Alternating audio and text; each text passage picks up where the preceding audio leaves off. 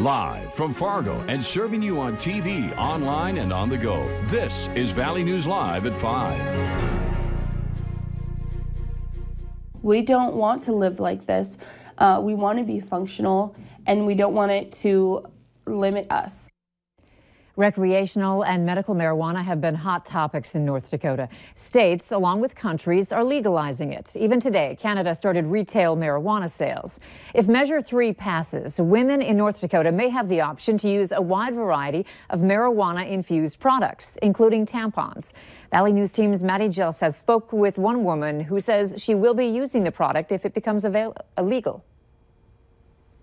I'm first in line. I just want to be able to have that 1 week a month to not be hunkered down in pain. I want to be functional. Stephanie Carlson suffers from severe menstruation cramps every month.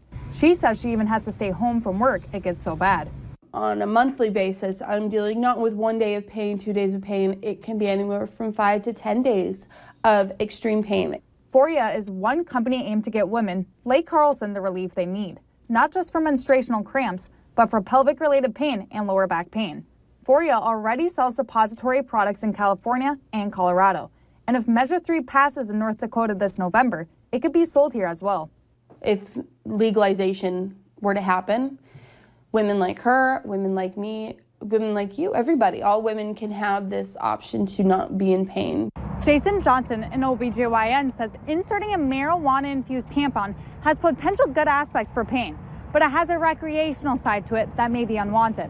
This is because the product is infused with 60 milligrams of THC and 10 milligrams of CBD. Because it has 10 milligrams of CBD oil, that actually counteracts the THC. And because the way our bodies are absorbing it, the way that it's used as a suppository, it's not getting you high. But in a drug test, it could show up positive because there is THC in the product.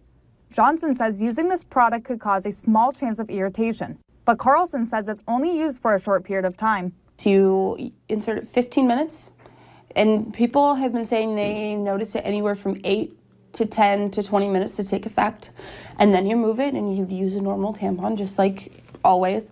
Reporting in Park River, Maddie Gelseth, Valley News Live. A box of 4 marijuana-infused Foria tampons will cost $44. Patients needing medical marijuana in North Dakota will soon be one step closer to getting the medication. The Department of Health will start accepting applications for qualifying patients on Monday, October 29th. You will need personal sensitive information to register, such as your Social Security number. If you have questions, you can call the number on your screen or go to our website and click on this story. 22 people are seeking legal action after they were mistakenly identified in a campaign ad for U.S. Senator Heidi Heitkamp as victims of domestic and sexual abuse. Heitkamp says she recently learned that several of the women named in the newspaper ad either had not authorized it or are not survivors of abuse. The person responsible for gathering information for that ad is no longer with the campaign. Heitkamp says she is investigating how her campaign obtained the names. A Fargo man is behind bars following an undercover operation. 42-year-old Wade Clifton Farr was arrested for patronizing a minor for commercial sexual activity. Fargo police, along with several other authorities, conducted an undercover operation called Guardian Angel. During that operation, detectives posed as a girl under the age of 18 and communicated with 39 individuals to engage in a sexual act for the exchange of money. We can't seem to get enough of the sunshine. Temps aren't too bad either, but Hutch, we hear tomorrow will be even nicer. Is that right? That is right. And this evening, if you have any plans at all, get out there and enjoy. A look at our satellite showing cloud-free skies across the Dakotas and Minnesota tonight. Most of the activity shifting well off to the east. Temperatures are absolutely awesome out there in the near 50-degree range in Fargo. We'll be dipping down through the 40s this evening. Winds will increase. And that little increase in wind will help keep us from getting too cold overnight. Well, yes, we're still on our way to 30s as we go through the overnight hours. But tomorrow definitely looks dandy. I'll have the delightful details in your hour-by-hour forecast, Andrea, here in just a few moments. All right. Thanks, Hutch. Police want you to be aware of a high-risk sex offender living in the area. 29-year-old Thomas Edward Strong is homeless, living near Irvine Avenue in Bemidji, Minnesota. Strong was convicted as a sexual predator and for criminal sexual conduct. He has a history of sexual contact with 5 to 7-year-old victims, including sexual touching and penetration. One car is severely damaged after it crashed into a building. Fargo police got the call around 9:45 this morning to 29 University Drive North. Officers say the driver of the car shown here swerved to avoid another car that was driving in the wrong lane and crashed right into the building. The driver of the other vehicle took off. Police are still investigating that situation. Police in Wisconsin are still working on the case of missing 13-year-old Jamie Kloss, who police believe was kidnapped and is in danger. Deputies discovered the bodies of her parents Monday after receiving a 911 call, but Jamie was missing. Family members tell CBS News that the Klosses' front door was shot in. Investigators say they know whose cell phone that 911 call came from Monday morning, but they are not saying who it is at this time. Authorities determined a video from Miami that surfaced yesterday, believed to show Jamie, was unfounded, and they say they have no credible information that this is a sex trafficking case. Police say they have gotten more than 200 tips, and the Amber Alert webpage for Jamie has more than 30,000 hits. A rare illness that doctors are comparing to polio is spreading in states surrounding North Dakota. Minnesota just confirmed its 7th case of acute flaccid myelitis.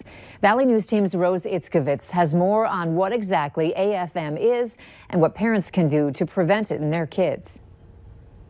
What do we know about AFM? There hasn't been a lot of research with AFM just because it's not very common. With nearly 130 suspected cases this year, the CDC says acute flaccid myelitis may be on track to exceed the number of cases in previous years. And they confirmed 62 of those cases.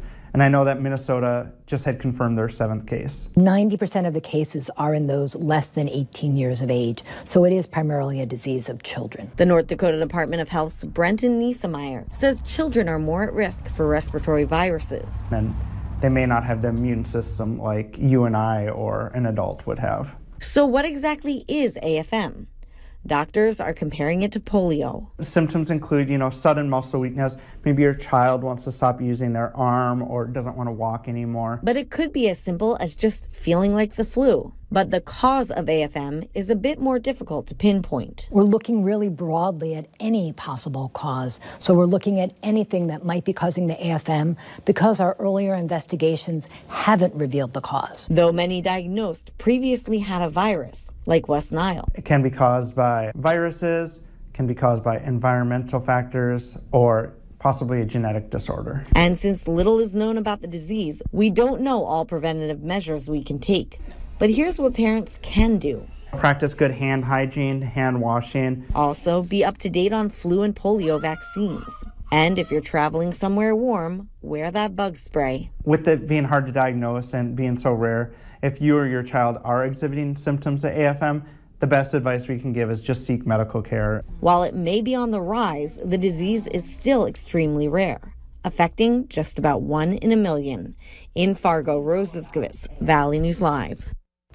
We're told dying from AFM is extremely rare, and while there was one death in an AFM patient last year, the North Dakota Department of Health says they're unsure if the virus played a role in the death, since it's typically tied to other viruses. So far, there are no confirmed deaths from AFM this year. The Minnesota State Patrol wants to remind you that stopping on the freeway is not allowed. According to state law, the only exception is emergency responders. If there is a frontage road or another roadway along the freeway, you may use that. Otherwise, violations can result in a traffic citation. Sergeant Jesse Grabo says if you do attend a crash, you are asked to park your vehicle beyond the crash site. For example, if the crash is on the right side, park beyond it, but on the same side of the road, unless otherwise directed. Crash scenes are treated as crime scenes. Certain areas may be off limits with active investigations. If you have any questions, you can call Sergeant Grabo at the number on your screen, 218-639-3168.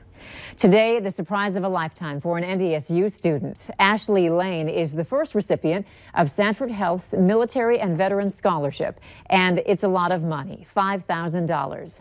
Besides being a nursing student, Lane is also a staff sergeant for the Air National Guard in Fargo. She has won multiple awards throughout her time of active duty, among them the Global War on Terrorism Expeditionary Medal and the Air Force Outstanding Unit Award. From a young age, Lane has shown that serving her country was always something she wanted to do. I have an older brother in the Army, and I have memories of being young and going into the basement and putting his uniforms on and just like looking at myself in the mirror with my last name on a uniform. And it was something that I'd always wanted. And so as soon as I turned 18, I joined, and that service for other people has translated into everything that I do. Lane also volunteers her time at the Minnesota Autism Center, Habitat for Humanity, and the Salvation Army. The lunch ladies looked a little different at an elementary school in West Fargo today. The Valley Today's Lisa Bedeau and Jordan Schreier helped serve up lunch today as part of National School Lunch Week. This year's theme is Lots to Love. It encourages students and school nutrition professionals across the country to share what they love most about school lunch programs. West Fargo school staff say the week-long celebration emphasizes the healthy foods that are offered daily. Area celebrities have been assisting in the three-day celebration by serving students lunch at each school in the district. While the warm temps are around this week, you may want to do an inspection of your home to make sure it's ready for when the cold settles in. Checking that your furnace and heaters are properly working is a good first step to take. Inspecting your home's infrastructure and sealing any cracks in windows and doors can prevent the cold air from leaking in. With the little taste of winter that we had last week, it's not too early to start making some preparations. If you wait till the last minute and you have issues, then you're running and scrambling and trying to get those repairs or tune-ups done while the cold's already here. So get ahead of everything, start early. Ostos also says to take out the snowblower and make sure it's ready for the season.